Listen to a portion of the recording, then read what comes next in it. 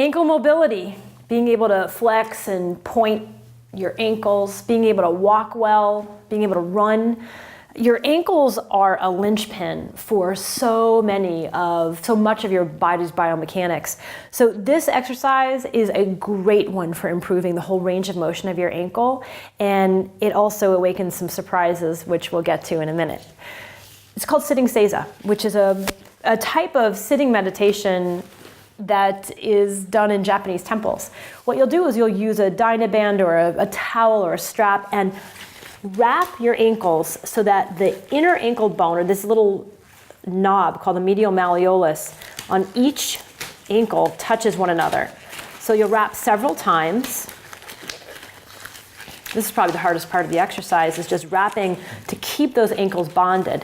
Then you'll slide around so that your feet come back behind you, and you'll sit up onto the heels in position 1, which is called the dorsiflected ankle. And so really you're sitting on top of all of your toes, and you're getting a tremendous stretch, a tremendous mobilization of the metatarsals and the phalanges. You could sit here and breathe for a few moments, and then you flip the ankles in the opposite direction. Pointing the toes behind you, you plantar flex and keep your tush on top of your heels. Now the reason we have the strap here is to keep the ankles together. The tendency is that when you sit on your heels, the ankles just roll apart, and so you're not going to get a deep stretch across the front of your shin and across the very top of your foot. Now go ahead and flip again. You're being very stoic, Josh. I know it's very intense in there. I can see by the way you're blinking with your left eye only.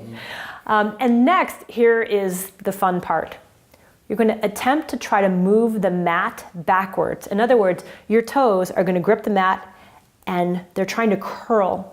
So this is a little PNF of the foot musculature to activate all of the intrinsic muscles of the foot. And then let that go and flip your ankles in the opposite direction. And now splay your toes apart. Try to spread them apart.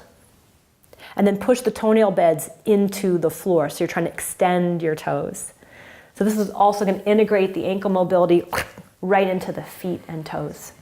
And then you come out, let the blood flow back into your ankles. And then of course, to recheck this, the fun thing now would be to take a little bit of a walk in bare feet and really feel the articulations through your newly mobilized ankles.